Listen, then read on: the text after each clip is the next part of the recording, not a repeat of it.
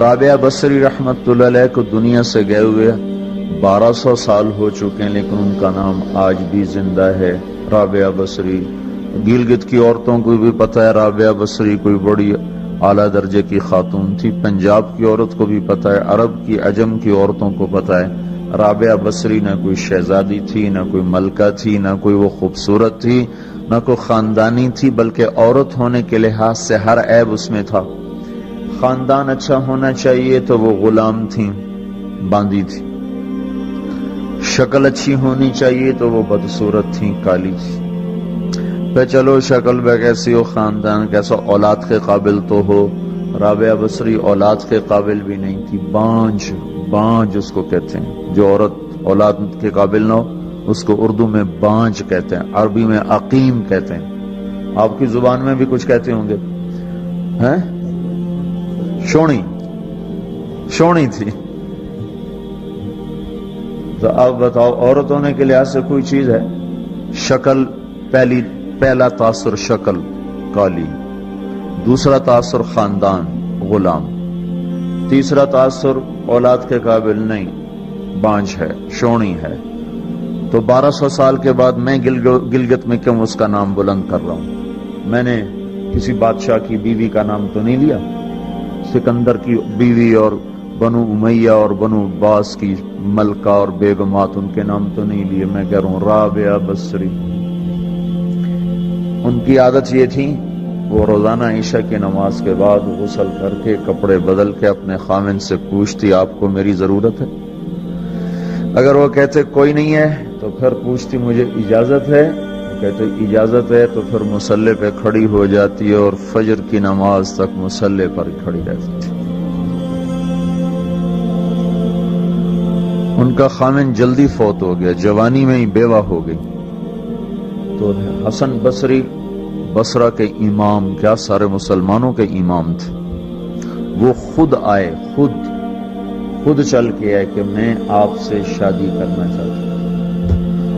وہ کوئی شادی کا شوق نہیں تھا ان کو، وہ تو اولاد کے قابل نہیں، شکل صرف ان کی نیکی اور ان کا جو اللہ سے تعلق تھا، ان کو یہ لالچ ہوا کہ یہ میری بیوی ہو جائے تو اس کی طفیل شاید میری بخشش ہو جائے۔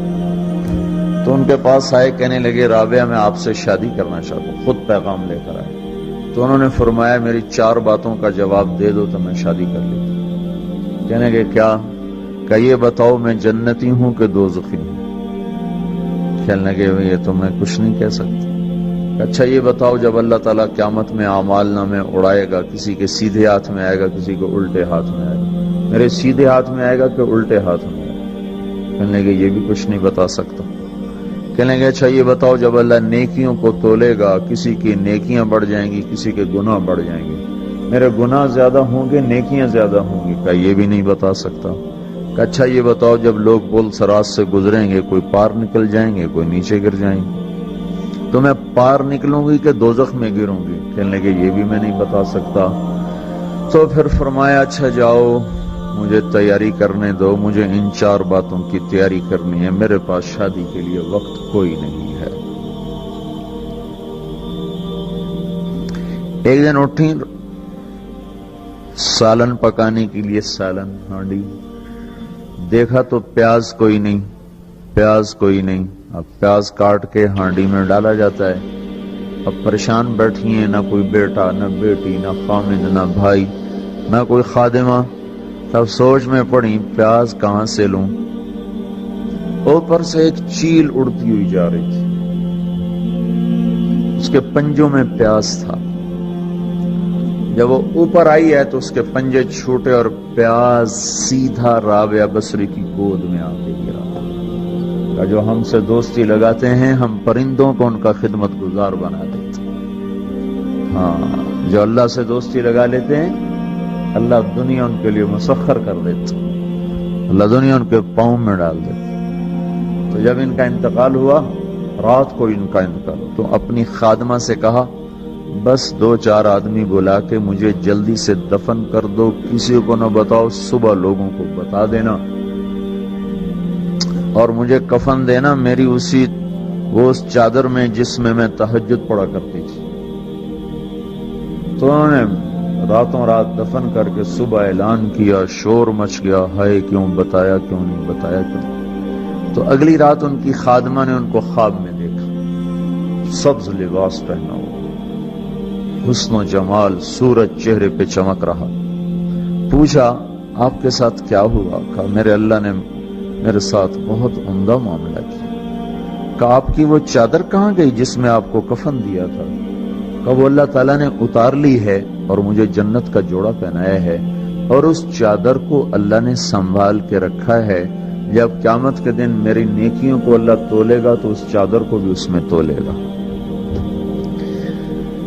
انہوں نے پوچھا منکر نکیر کا کیا ہوا؟ سوال جواب ہوتا ہے نا، منکر نکیر آتے ہیں، ان کا کیا ہوا؟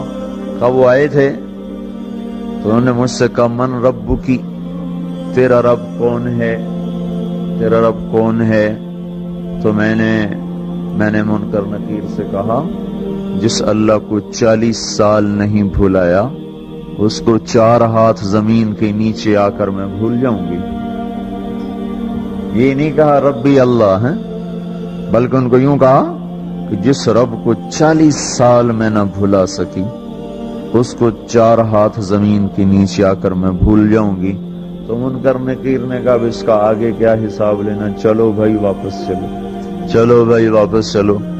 یہ بات آپ نے حضرت عمر سے فرمائی تھی، عمر وہ کیا دن ہوگا جب تو قبر میں ہوگا اور منکر نکیر آئیں گے زمین کو چیرتے ہوئے، اور ان کے ہاتھ میں ہتھوڑا ہوگا، ساری دنیا کے انسان جن اٹھانا چاہیں تو اٹھا نہیں سکیں گے، اور ان کی آواز میں بجلی کی کڑک ہوگی، اور وہ زمین کو چیرتے ہوئے آئیں گے، ان کے دانت لمبے ہوں گے، تو وہ آ کر تم سے سوال کریں گے من ربک ما دینک من نبیک۔